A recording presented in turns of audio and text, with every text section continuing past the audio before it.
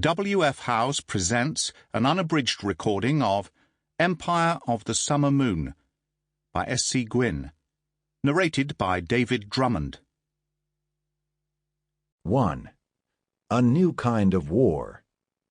Cavalrymen remember such moments.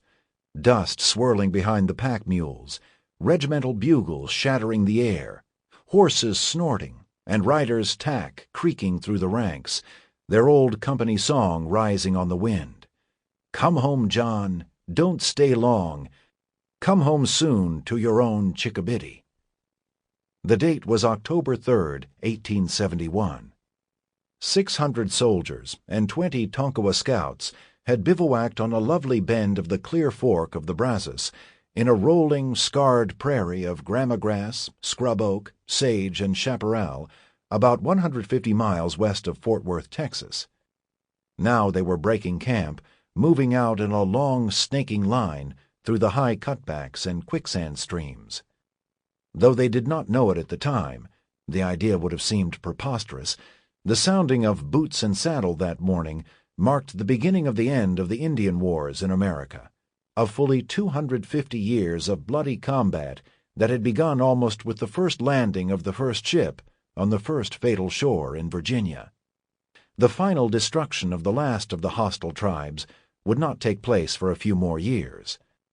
Time would be yet required to round them all up, or starve them out, or exterminate their sources of food, or run them to ground in shallow canyons, or kill them outright. For the moment, the question was one of hard, unalloyed will.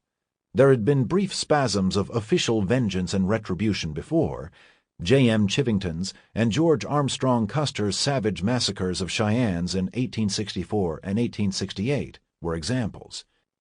But in those days, there was no real attempt to destroy the tribes on a larger scale, no stomach for it.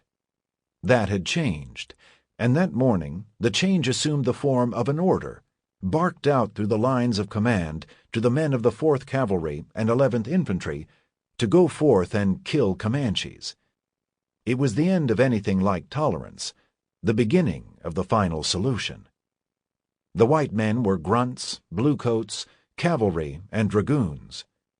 Mostly veterans of the war between the states, who now found themselves at the edge of the known universe, ascending to the turreted rock towers that gated the fabled Llano Estacado, Coronado's term for it, meaning palisaded plains of West Texas, a country populated exclusively by the most hostile Indians on the continent, where few...